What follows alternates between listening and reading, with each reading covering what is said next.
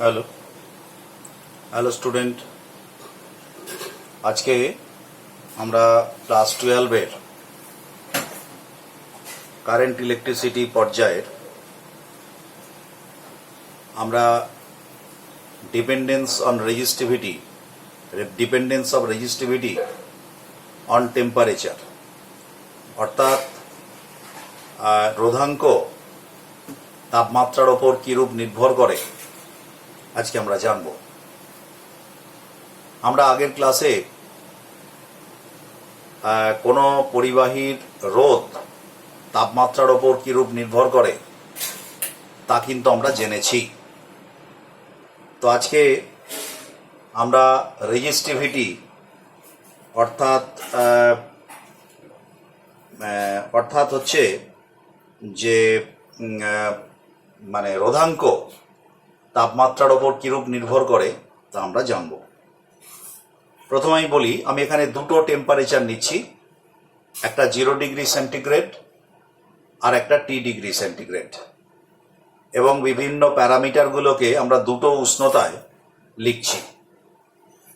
প্রথমে হচ্ছে আমি দুটো ইয়েতে ভাগ করছি, 0 ডিগ্রি সেন্টিগ্রেড আর একটা হচ্ছে T ডিগ্রি সেন্টিগ্রেড। আমি মনে করলাম যে কন্ডাক্টর নেওয়া হয়েছে 0 ডিগ্রি সেন্টিগ্রেড উষ্ণতায়, তার রোধ হচ্ছে R0, লেন্থ হচ্ছে L0, প্রস্থচ্ছেদের ক্ষেত্রফল হচ্ছে A0, আর রোধাঙ্ক হচ্ছে ρ0।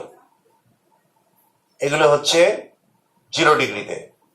আর একটা ধরে নিচ্ছি, আলফা হলো temperature coefficient of resistance, and alpha prime হলো linear expansion,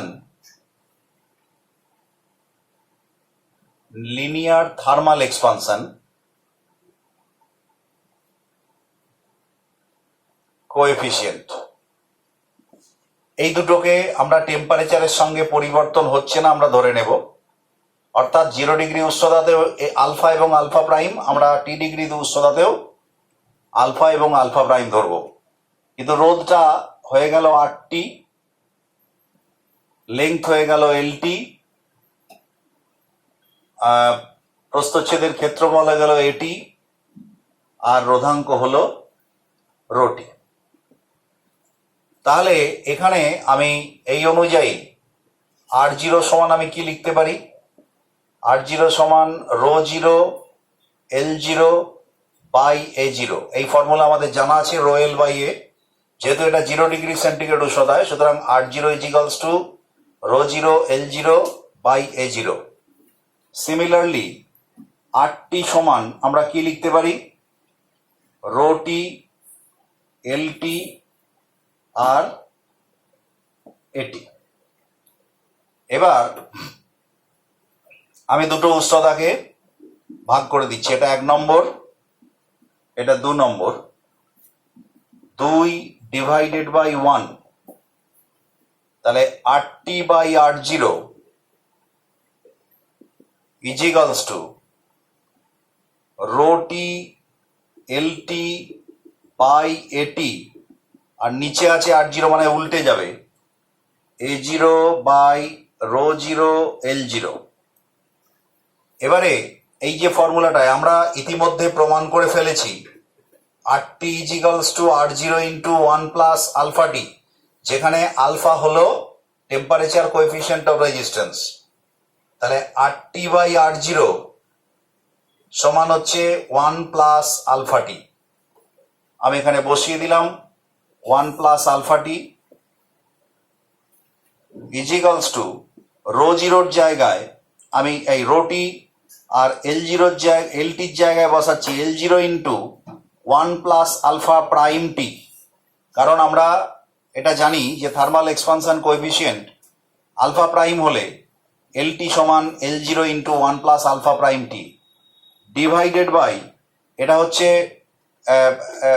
ক্ষেত্রফল, তাহলে ক্ষেত্রফল প্রসারণ গুণাঙ্ক অর্থাৎ A zero into one plus beta T, কিন্তু আমরা জানি বিটা সমান টু আলফা প্রাইম, তাহলে এখানে আমরা লিখবো two alpha prime T into এখানে লিখবো A zero by rho zero into L zero. তাহলে এ জিরো কেটে গেল, এল জিরো কেটে গেল, তাহলে সরাসরি আমরা লিখতে পারি rho T by rho zero. এই যে এটা rho T by rho zero সমান এইটা ইন্টু এইটা, অর্থাৎ one plus alpha T into one plus two alpha prime T by one plus alpha prime T. এবারে আমরা এখানে একটুখানি ম্যাথামেটিক্যাল একটু জাগলারি করব, সেটা হচ্ছে one plus two alpha prime T, আলফার মান অত্যন্ত ছোট, আলফা প্রাইমের মান অত্যন্ত ছোট, তাই আলফা প্রাইম স্কোয়ার আরো ছোট। তো আমি এখানে এটাকে এইভাবে লিখছি, rho T by rho zero is equals to one plus alpha T into one plus two alpha prime T plus alpha prime square T square. আমি লিখতেই পারি, কারণ আলফা প্রাইম স্কোয়ার খুব ছোট, আলফা প্রাইম টি স্কোয়ার খুব ছোট, এটাকে বাদ দিতে পারি, তো সেই জন্য এটাকে আমি নিচে এটা লিখলাম এখানে। আর নিচটা যেমন আছে ওয়ান প্লাস আলফা প্রাইম টি। এবার আমি একটু ওপরের অংশটা মুছবো।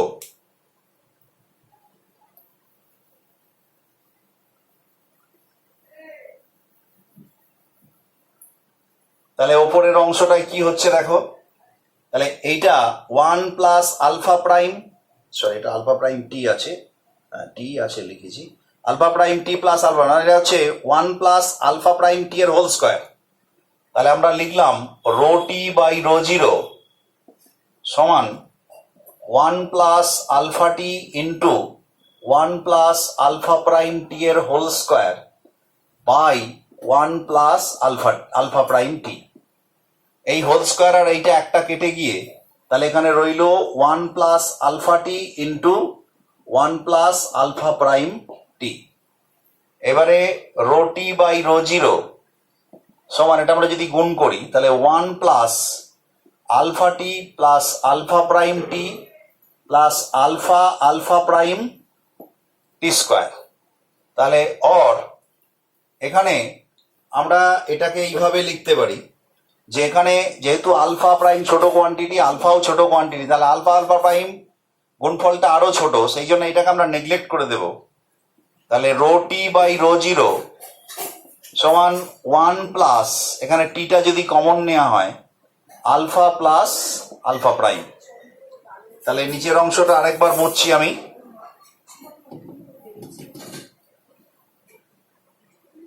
তাহলে রো টি সমান rho zero into one plus T into alpha plus alpha prime, and this is the relation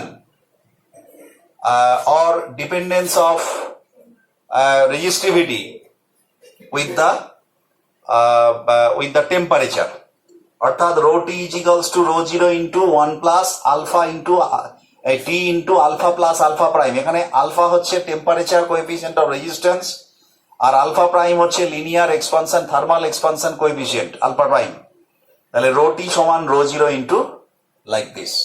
তো তাহলে এটাকে যদি আমরা, এটা হচ্ছে রেজিস্টিভিটি রিলেশন, আমরা যদি কন্ডাক্টিভিটি রিলেশনটা বার করি তাহলে এটা এরকম হতে পারে, আলফা টি মানে ওয়ান বাই সিগমা টি, আবার এটা মানে হচ্ছে এটা ওপরে আছে one plus T into alpha plus alpha prime by rho টির জায়গায় এই রো জিরোর জায়গায় সিগমা জিরো।